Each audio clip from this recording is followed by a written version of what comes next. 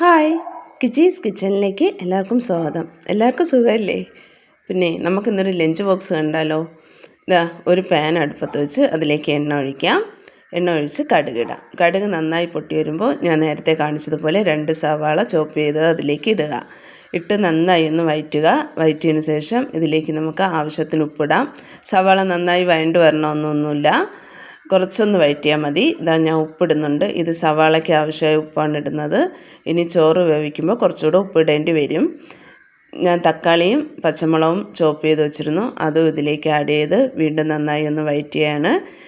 ഈ തക്കാളി നന്നായി വഴറ്റി ഉടച്ചെടുക്കണം അങ്ങനെയൊന്നുമില്ല, ജസ്റ്റ് ഒന്ന് വഴറ്റിയാൽ മതി. വഴറ്റിയതിന് ശേഷം 1/4 ടീസ്പൂൺ മഞ്ഞൾപ്പൊടി, 1/2 ടേബിൾ സ്പൂൺ മുളക് പൊടി, 1/2 ടേബിൾ സ്പൂൺ മല്ലിപ്പൊടി, 1/4 ടീസ്പൂൺ ഗരം മസാലപ്പൊടി എന്നിവ ഇതിലേക്ക് ആഡ് ചെയ്ത് നന്നായി ഒന്ന് വഴറ്റിയതിന് ശേഷം ഫുൾ ചോറിന് ആവശ്യമായിട്ടുള്ള ഉപ്പ് നമുക്ക് ഇപ്പോൾ ആഡ് ചെയ്യാം. ഞാൻ കുറച്ചുകൂടെ ഉപ്പ് ആഡ് ചെയ്യാണ്. ഇത് ഞാൻ വയ്ക്കുന്ന 2 ലഞ്ച് ബോക്സിലാണ്, അതിന് ഉപ്പ് കറക്റ്റായിരിക്കും. ഇതിലേക്ക് ഒരു കുഞ്ഞു ഗ്ലാസ് വെള്ളവും ചേർത്ത് അടച്ചു വെച്ച് വേവിക്കാം. അല്പം കഴിഞ്ഞ് തുറന്ന് നോക്കുമ്പോഴത്തേക്ക് സവാള തക്കാളിയൊക്കെ നല്ലതുപോലെ വെന്ത് തക്കാളി നല്ലതുപോലെ ഉടഞ്ഞ് ഈ പരുവത്തിന് വന്നിട്ടുണ്ട്. ഇതിൽ വെള്ളം കിടക്കുകയാണ്, ഈ വെള്ളം വറ്റി വരണം. ഇനി നമുക്ക് തുറന്ന് വെച്ച് തന്നെ നന്നായിട്ടൊന്ന് വഴറ്റിയെടുത്ത് വെള്ളത്തിന് വറ്റിച്ചെടുക്കാം.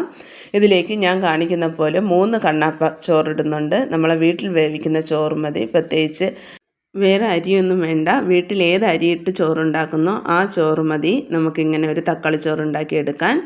ഞാൻ 3 കണ്ണാപ്പ ചോറ് അതിലേക്ക് ഇടുന്നുണ്ട്.